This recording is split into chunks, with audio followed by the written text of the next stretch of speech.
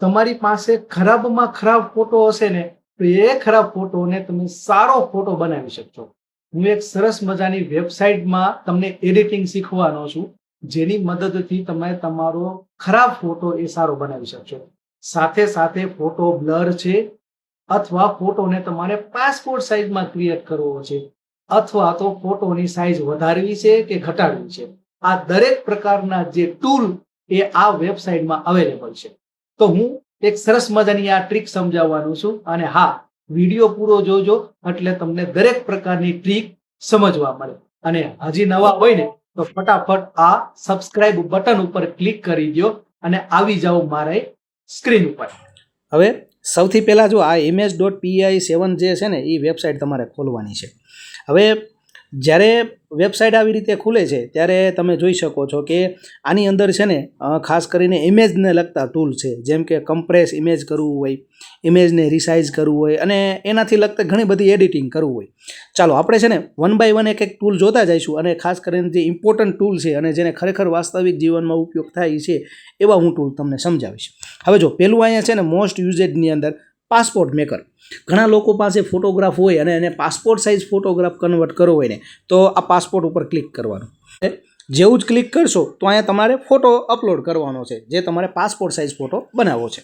આ એક ફોટો મેં સિલેક્ટ કરી લીધો છે, રાઈટ. હવે ફોટો સિલેક્ટ કરીશ ત્યારબાદ તમે જોઈ શકો છો કે આમાં કયું ફોર્મેટ તમારે જોઈએ છે, રાઈટ. અને ખાસ કરીને કન્ટ્રીના નામ પણ લખેલા છે, એટલે કે એ કન્ટ્રીની અંદર એ પ્રકારની ફોટો પાસપોર્ટ સાઇઝની જે સાઇઝ છે એ અવેલેબલ હશે અથવા એ માન્ય રખાતી હશે.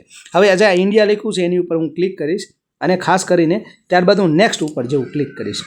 હવે નેક્સ્ટ ઉપર જેવું ક્લિક કરીશ તો અહીંયા પણ મને સિલેક્ટ કરવા માટેનું ઓપ્શન આવે છે કે મારે ઇમેજ જે છે એ કેટલી સાઇઝમાં સિલેક્ટ કરવું છે, રાઈટ. તમે જોઈ શકો છો આખું એક ફોર્મેટ છે. હવે અહીંયા મેં સિલેક્ટ કરી લીધું. ત્યારબાદ નીચે ઓપ્શન છે, માનો કે અહીંયા જો સિલેક્ટ કર્યું છે એટલે બ્રાઇટનેસ તમે જો આવી રીતે વધારી ઘટાડી શકો. ત્યારબાદ અહીંયા છે સેચ્યુર છે, પછી ત્યારબાદ કોન્ટ્રાસ્ટ છે, રાઈટ. તમારે જે સેટ કરવું એ સેટ કરી અને પછી આ સેવ નેક્સ્ટ ઉપર તમારે ક્લિક કરી દેવાનું. હવે જેવું તમે સેવ નેક્સ્ટ ઉપર જેવું ક્લિક કરશો ને તો ખાસ કરીને અહીંયા તમને બે ફોર્મેટ આપે છે, જેમ કે પેલું જે છે એ ઓરિજિનલ છે અને બીજું જે છે ને એ એડિટેડ છે. શું કામ? તો કે તમે જો આ બેકગ્રાઉન્ડ લખ્યું છે ને આ બેકગ્રાઉન્ડ ઉપર તમે ક્લિક કરશો ને તો અહીં તમને કલર પૂછવામાં આવશે. હવે તમે જે કલરને સિલેક્ટ કરો છો, રાઈટ, જેમ કે હું આ કલરને સિલેક્ટ કરીશ તો બેકગ્રાઉન્ડની અંદર તમે જોઈ શકો છો કે એ કલર ઓટોમેટિક એડ થઈ ગયો છે. હવે તમને એવું લાગે કે આ કલરને મારે ચોઈસ કલર રાખવો છે તો અહીં ક્લિક કરવાનું, રાઈટ. ત્યારબાદ અહીંયા જો ચૂઝન કલર ઉપર તમારે અહીંયા કસ્ટમાઇઝ ઉપર તમે જેવું જ ક્લિક કરશો તો અહીંયા તમને ઘણા બધા કલર આવશે, રાઈટ. અહીંયા સજેશનની અંદર જઈને તમારે જે પણ કલર સેટ કરવા છે એ કલર તમે સેટ કરી શકશો, રાઈટ. હવે અહીંયા હું આ રાખી અને સેટ કરી દઉં છું. પછી હવે ડાઉનલોડ ઉપર તમે જેવું જ ક્લિક કરશો તો બે ઓપ્શન છે. એક તો ખાલી સિંગલ ઇમેજ ડાઉનલોડ કરવું હોય તો આ ડાઉનલોડ ઉપર ક્લિક કરવાનું, અને તમે અહીં જોઈ શકો છો કે 3 સાઇઝ આપેલી છે, રાઈટ. તો આ 3 સાઇઝ ઉપર ક્લિક કરશો તો આ બધા જ જે ફોટોગ્રાફ છે એ આ ફોર્મેટમાં ડાઉનલોડ થાય છે, અને A4 કરશો તો તમને A4 સાઇઝની અંદર જે ફોટોગ્રાફ આવે છે એ બધાય તમને ડાઉનલોડ કરવા માટે ઓપ્શન મળશે, રાઈટ. આવી રીતે. અને તમારે કોઈ કસ્ટમ કરીને કરવું છે તો એ કસ્ટમ કરી અને તમે ડાઉનલોડ ઉપર ક્લિક કરશો તો આખી ફાઇલ ડાઉનલોડ થઈ જશે.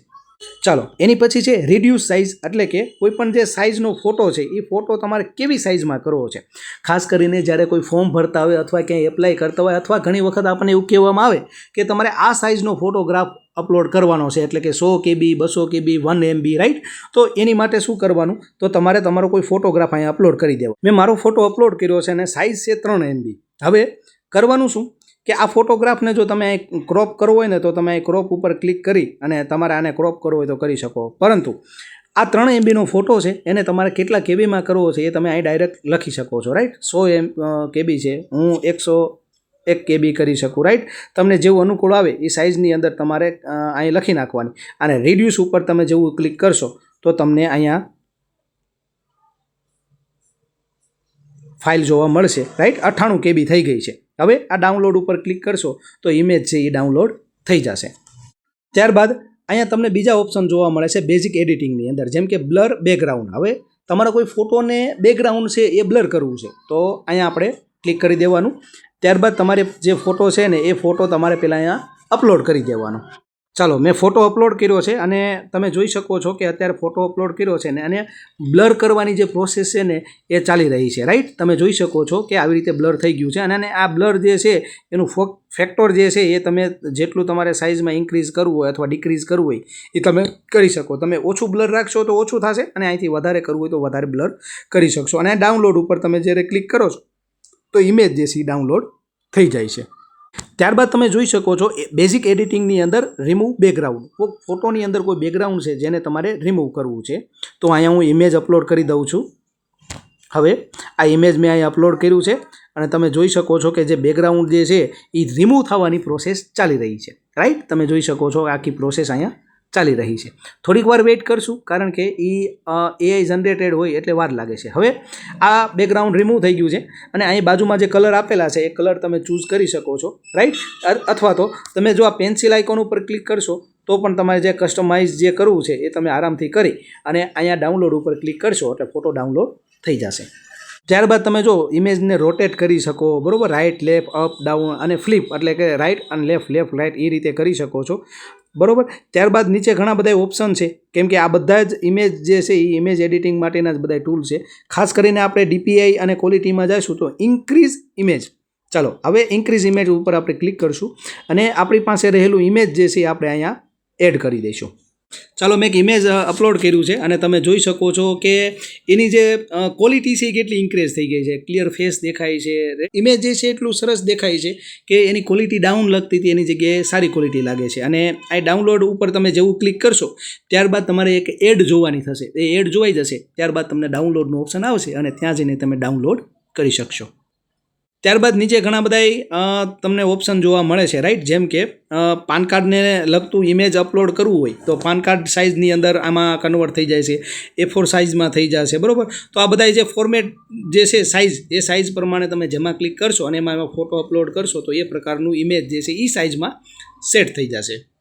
ખાસ કરીને રિસાઇઝ ફોર સોશિયલ મીડિયા એટલે કે તમારે સોશિયલ મીડિયાને લગતું તમારું કોઈ ઇમેજ છે એને તમારે સેટ કરવું છે. એ પછી ઇન્સ્ટાગ્રામ હોય, બરાબર, યુટ્યુબનું બેનર હોય કે વોટ્સઅપ ડીપી હોય તો તમે જે પ્રકારનું ઇમેજ આમાં એડિટ કરવા માંગતા હોય એમાં આમાં ઇમેજ નાખશો તો એ ફોર્મેટમાં આવી જશે. ઘણી વખત ડીપી લગાવવા માંગતા હોય, પોર્ટ્રેટ એટલે કે ઊભો ફોટો હોય ને ડીપી લગાવવું હોય તો તમે ઓટોમેટિક આમાં સેટ કરી શકશો, રાઈટ.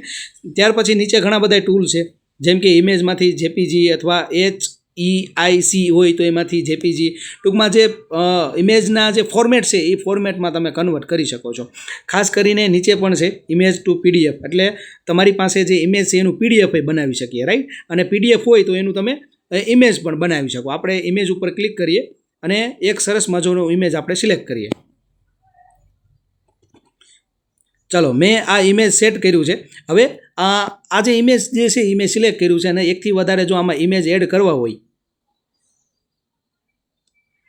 તો એકથી વધારે આપણે ઇમેજ આમાં એડ કરી શકીએ, રાઈટ. એકથી વધારે ઇમેજ આપણે એડ કરી શકીએ અને ત્યારબાદ કન્વર્ટ ટુ PDF ઉપર જેવું તમે ક્લિક કરશો તો તમે નીચે જોઈ શકો છો કે આખી પ્રોસેસ ચાલુ થઈ ગઈ છે અને જે પણ ફોટોગ્રાફ આપણે આમાં અપલોડ કરીશું એનું જે PDF થઈ જશે, રાઈટ. તમે આખી પ્રોસેસ જોઈ શકો છો અને ડાઉનલોડ ઉપર તમે અહીંથી ક્લિક કરશો, અહીંયા ડાઉનલોડ, તો આ જે ફોટોમાંથી PDF બની ગયું છે એ ડાઉનલોડ થઈ જશે.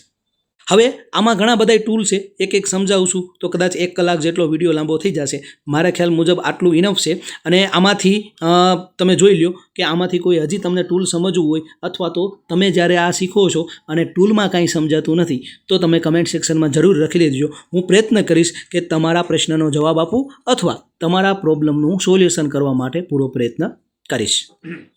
આવા જ ઇન્ફોર્મેટિવ વિડીયો માટે હજી જો અમને સબસ્ક્રાઇબ ના કરવું હોય ને તો ફટાફટ સબસ્ક્રાઇબ કરી લો અને આ વિડીયો 1000 લોકો સુધી શેર કરી.